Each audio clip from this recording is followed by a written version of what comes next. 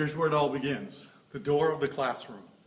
This is a really important time for you as a teacher for a couple of reasons. One, this is when the child and the parent come to the door and they're getting ready to go into the classroom and separate from mom and dad.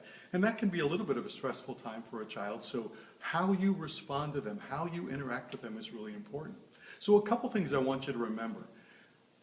That when a child and a parent come to the door and they give you their in-slip, one of the first things to do is glance at that in-slip to make sure that you have the child's name correct, and then look right down at the child and greet them. You may even want to get down on their level, greet them, notice something good about them, their smile, something new they're wearing, something you remember from last week. Notice something about them and say something really positive. Then look up to the parent, greet them, let them know how excited you are to have their child in the class with you that day. Let them know that everything is going to be all right. You may even want to help direct the child then to some activity that's going on in the classroom.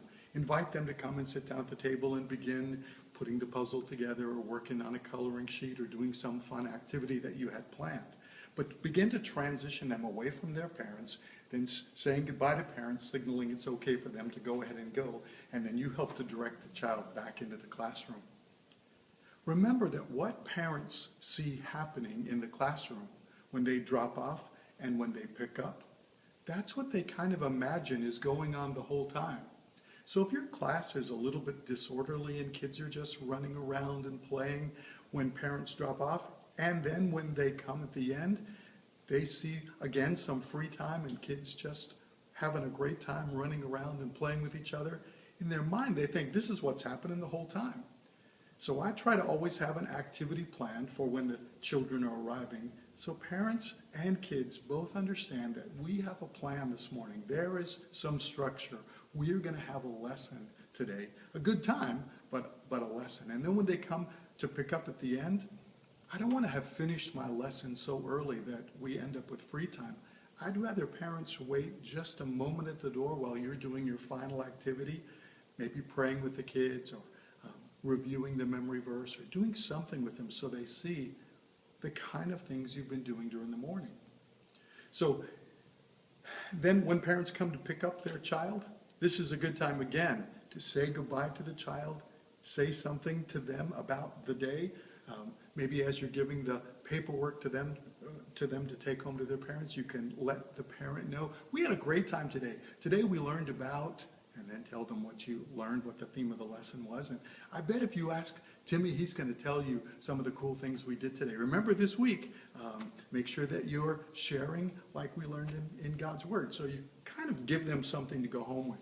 But again, you're saying goodbye to the child and reassuring the parent that everything went fine. Now, what happens at the door if you've had a little bit of a difficult time today? Maybe there has been a problem and there is something you need to address with the parent. How do you do that?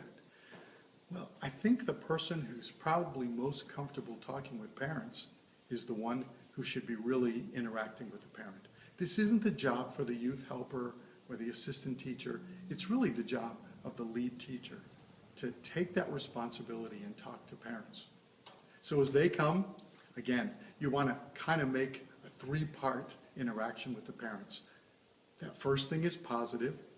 The second part is the difficulty you need to share. And then the third part, again, is that positive thing at the end that we're going to leave with. Kind of like a sandwich. You've got two good parts, and then the meat you want to get to is in the middle.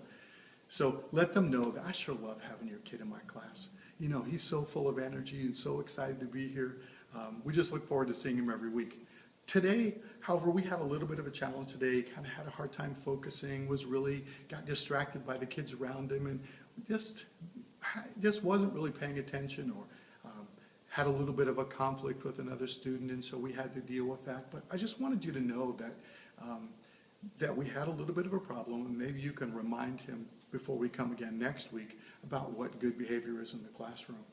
And again, just want to let you know that we've talked together, and I anticipate that next week he's going to do even better, because I think he really understood that what he was doing today was not really the right thing to do. And I think if you remind him, we're going to have a great time next week when he comes. So Are you ready to try it? Try again next week, and you look down and make some comment at him. Again, say goodbye to the child and the parent. So the point is that you want to make sure that you deal with what the situation was, deal with it in an appropriate way, being careful not to blow it out of proportion and say, we had a tough day today. It was chaos. I mean, he was just really beyond reason. I mean, you know, we tend to try to make the point with parents by using bigger words than we really should. So be reasonable, describe what has happened, but use realistic terms. Let the parent know what you did to help discipline the child, what instruction you gave, and then look to the future. Anticipate the best as they come back. Asking the parents to remind the child before they enter classroom next time about what good behavior is. So I hope that you'll take a look at the door of your classroom as really one more of those important components that you need to focus on as a teacher.